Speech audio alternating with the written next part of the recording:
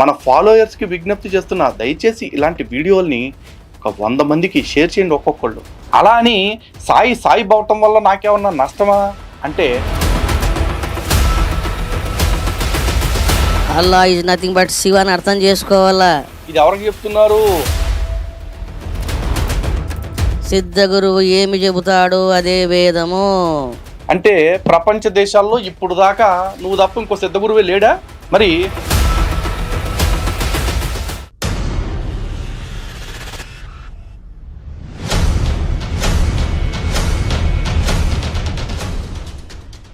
హిందూ బంధువులందరికీ జై శ్రీరామ్. సాయిబాబా ముస్లిం ముస్లిం ముస్లిం అని మనం చెప్తూ ఉంటే, సాయిబాబా ముస్లిం కాదు కాదు కాదు అంటూ వీళ్ళు ఖండించుకునే ప్రయత్నం చేస్తూ ఉన్నారు. పోనీ వాళ్ళ కాళ్ళు ఖండించుకుంటూ, వాళ్ళ దాళ్ళు ఖండించుకుంటూ, అదే స్టేట్మెంట్లు అండోయి ఖండించుకుంటూ ఏదైనా ప్రమాణాలు చూపిస్తున్నారా హిందూ అంటానికి? ఎందుకంటే సాయిబాబాని హిందువులు పూజ చేస్తున్నారు కాబట్టి సాయిబాబా హిందువే అని అంటున్నారు. కానీ సాయిబాబా ఒకవేళ నిజంగా హిందూ కుటుంబంలోనే పుట్టి ఉన్న సాయిబాబా ఎప్పుడైతే అల్లా మాలిక్కు లేకపోతే అల్లా నాకు యజమాని, నేను అతని బానిసని అంటున్నాడో అప్పటి నుంచి సాయి ఏమవుతాడు?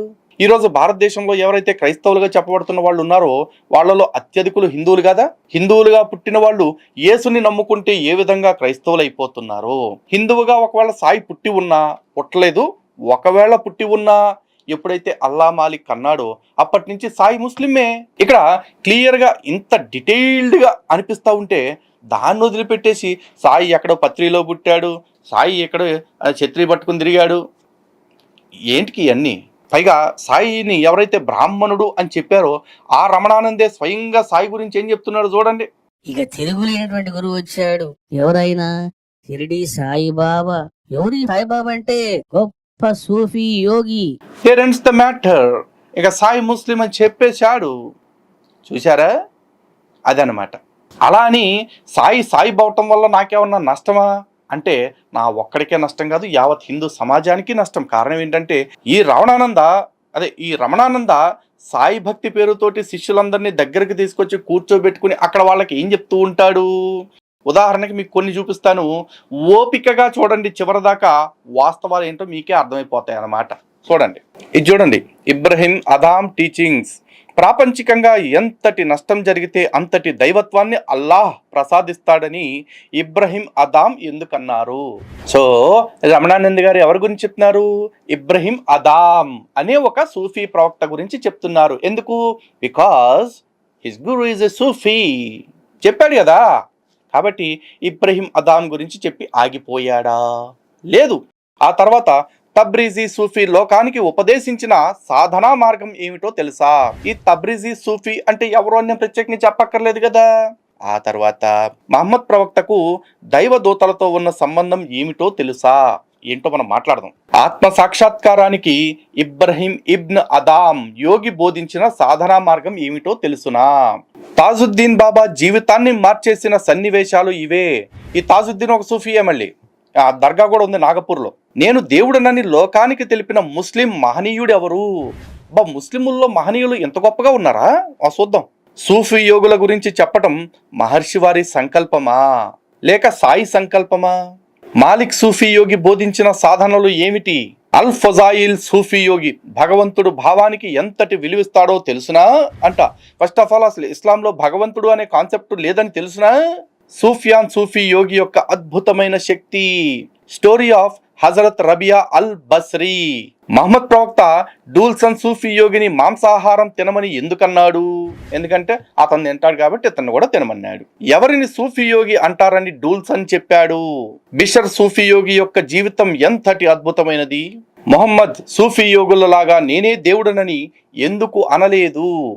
పరమాత్మను సంతుష్టుడిని చేయటమే అసలైన అనుష్ఠానం అని రబియా అల్ అదావియా యోగిని ఎందుకన్నదో తెలుసునా? మాలిక్ దీనార్ సూఫీ యోగి ఎంతటి వైరాగ్యాన్ని సాధించాడు? డూల్సన్ సూఫీ యోగి ఎవరు? సైలానీ బాబా ఎవరు? వారి దర్శనం మహర్షి వారికి ఎలా కలిగింది? సైలానీ బాబా వారి దర్శనం కూడా ఒక సాయిబాబాని కాదండోయ్. దూల్నన్ అల్ మిస్రీ ఇంకొక సూఫీ. చూశారు కదా సాయిబుల మీద సూఫీల మీద ఎన్ని ప్రవచనాలు చెప్పారో రమణానంద గారు.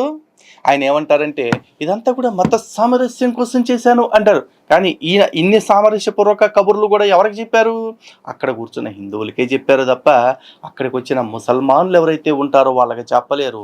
అలాగే ఇప్పటికీ కూడా ముసల్మానుల విషయంలోకి వస్తే ఈయనకి ఎంత ప్రేమ కనపడింది కదా, ఇంతకింత ఈయనకి భయం కూడా ఫుల్గా ఉంది తెలుసా. దాన్ని కూడా ఇప్పుడు ఎస్టాబ్లిష్ చేస్తాను. కావాలంటే ఒక 2 స్టేట్మెంట్స్ చూడండి. 32 సంవత్సరాలు సాయి జీవితాన్ని మదించి వేలాది ప్రవచనాలు చెప్పి షిరిడి సాయిబాబా మీద 60 గ్రంథాలు రచించినటువంటి నేను ఏనాడైనా సాయిబాబా ముస్లిం అన్నానా? అనలేదు. ఆ 60 గ్రంథాల్లో సాయిబాబా ముస్లిం అని నేను అన్నానా? అనలేదు. అంటూనే ఏమన్నాడు ఏనండి? ముస్లిం పదార్థవాచక అల్లా మాలిక్ సుభాషిత ఖురాన్ జ్ఞాన ప్రబోధక శోచిష్ట రయిమాన్ ఋష అన్నావుగా రమణయ్య. పోనీ అన్నోడు అన్నట్టు ఆగిపోయావా? మళ్ళీ ఎమ్మటే అసలు కవరింగ్ ఏ లెవెల్లో ఇచ్చుకుంటాడు చూడండి. ముస్లింలు అంటే మరి ఆ లెవెల్ భయం ఉంది. ఎందుకంటే అలాంటి భయం మన హిందువులం ఎప్పుడు కల్పించం కదా. గుడ్డిగా అక్కడ కూర్చుని చప్పట్లు కొట్టి బతికొచ్చేస్తాం కదా. ఇక్కడ ముస్లిమ్స్ను అవమానించడం కాదు, సాయిబాబా హిందువు కాదు, సాయిబాబా ముస్లిం అంటున్నారు కాబట్టి ముస్లిం ముస్లిం అన్నటువంటి ముద్ర వేసి మీరు సాయి భక్తుల్ని కించపరుస్తున్నారు కాబట్టి ప్రస్తావన చేస్తున్నాను నేను కదా. కానీ వాస్తవానికి ముస్లింలు అంటే భయమే. సాయిబాబా ముస్లిం కాదు అంటే ముస్లింలు రేపు ఎప్పుడైనా క్వశ్చన్ చేస్తే ఒకవేళ ముస్లిమే అయితే ముస్లిం అనేది అంత అంటరాని పదమా, అంత అనకూడని పదమా అని క్వశ్చన్ చేస్తారేమోనని చెప్పేసి చూశారా, ఇది ముస్లింలను అవమానించడానికి కాదు అంటున్నాడు. కానీ ముస్లింలు అంటే సిద్ధ గురువు గారికి ఎంత అది అదిరిపోద్దంటే ఇది సిద్ధ గురువు గారి దాన్ని ఏమంటారు గుండె అదిరిపోద్ది అంటే ఒకసారి మీరు చూడాలి ఇక్కడ. కానీ సత్యం ఏమిటిది అని అంటే ప్రతి మనిషి కూడా అల్లాయే. అల్లా నీ హృదయంలోనే ఉన్నాడు. అల్లా ఈజ్ నథింగ్ బట్ శివ అని అర్థం చేసుకోవాలా. ఇది ఎవరికి చెప్తున్నారు? అల్లా భక్తులైన ముస్లింలకు అనుకుంటున్నారేమో, కాదు ఎదురుగా కూర్చున్న హిందువులకే. ఈ మాట ఎలా కన్ఫర్మ్ గా చెప్పొచ్చు అంటే కొనసాగింపు కూడా ఇంటే అర్థమైపోద్ది. అట్లనే మరి మీరు మసీదుకి వెళ్ళి గ్రంథపఠనం చేయాల్సిన అవసరం లేదు. అల్లాయే శివుడండి అని అన్నారు అనుకోండి, క్యా బోల్తా హై కో శివా బోల్తా హై, ఓ స్వామి కా హై ఎక్కడుంటాడైనా ఇంకా చూడండి వచ్చారంటే ఏం చేస్తారు? కాహే ఓ స్వామి అని వస్తారు కదా. అదన్నమాట. మరి ఆ బ్యాచ్ అంటే అంత భయపడిపోయే పరిస్థితి ఎందుకు వచ్చింది అంటే వాళ్ళ ఖురాన్ని కానీ లేకపోతే వాళ్ళ ప్రవక్తని కానీ లేదు వాళ్ళు పూజించుకునే దైవాన్ని కానీ ఎవరైనా సరే ఇష్టం వచ్చినట్టు వ్యాఖ్యానం చేస్తే తలకాయల్ని కూరగాయలు తరిగినట్టు తరిగేస్తారండి. కాబట్టి అలా తరిగించుకోవటానికి ఇష్టం లేక స్వామివారి వెంటనే అలర్ట్ అయిపోయి ఎప్పటికప్పుడు ముస్లింల విషయంలో మాత్రం చాలా జాగ్రత్త పడిపోతూ ఉన్నారండి. ముస్లిం ప్రవక్తల గురించి సూఫీ ప్రవక్తల గురించి ఇంతెంత బారు ఉపన్యాసాలు చెప్పిన సిద్ధ గురువు గారు వాళ్ళు ఎక్కడన్నా కోపగించుకుంటారేమో అని ఆలోచించినప్పుడు మాత్రం సిద్ధ గురువు గారు వెంటనే దాన్ని ఏమంటారు గుండెకాయని గట్టిగా పట్టేసుకుని కవరింగ్ చేసేసుకుంటున్నారు. మరి హిందువులమైన మనం ఏం చేస్తున్నాము? వేదాన్ని తప్పంటే సిద్ధ గురువు అన్నాడంటే తప్పు లేదు, పురాణాన్ని తప్పంటే సిద్ధ గురువు గారు అన్నారు తప్పు లేదు, ఉపనిషత్తులు తప్పండి సిద్ధ గురువు గారు అన్నారు తప్పు లేదు, రామాయణం కల్పితం సిద్ధ గురువు గారు అన్నారు తప్పు లేదు. సిద్ధ గురువు గారికి ఏమీ లేదు. ఇక్కడ మనకు సిగ్గుండాలి కదా. ఎందుకంటే గ్రంథాన్ని ప్రమాణంగా పాటించుకుంటూ గురువుల మార్గదర్శనంలో జీవించాల్సింది మనం. సిద్ధ గురువుదే ఉంది, ఆయన ప్రాభవం కోసం ప్రాబల్యం కోసం ఎంత సొల్లైనా చెప్తాడు. కావాలంటే ఈ లైన్ ఏంటంటే ఒకసారి, ఈ శాస్త్రములో ఏమున్నది, వేదములో ఏమున్నది, ఇది కాదు కావలసినది ఒక సిద్ధ గురువు ఏమి చెబుతాడు అన్నది ఇంపార్టెంట్. చూసారా, వేదం గొప్పదే కావచ్చు, నేను కాదని చెప్పడంలే. కావచ్చు ఏంటి రమణ, వేదమే గొప్పది.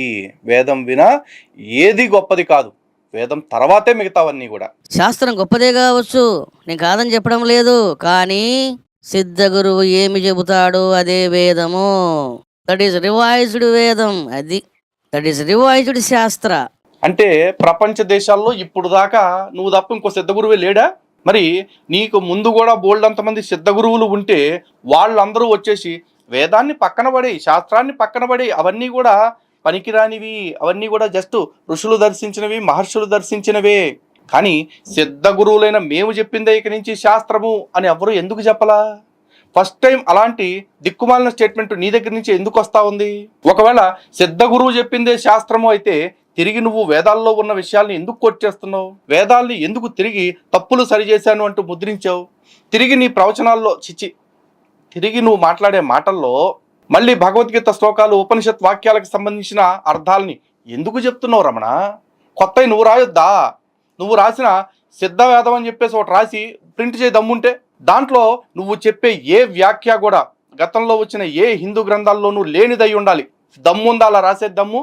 ఇన్ని ఆధారాలు బయట పెడుతున్నా, ఇంత స్పష్టంగా వీళ్ళ నిజస్వరూపాన్ని బయట పెడుతూ ఉన్నా ఇంకా అలాంటి వాళ్ళ మీటింగులకి వెళ్తున్నారంటే మీరు నిజంగా భగవంతుడిని నమ్మే వెళుతున్నారా, లేదంటే కరువు పనుల కోసం వెళ్ళినట్టు దీనికోసం పోతున్నారా?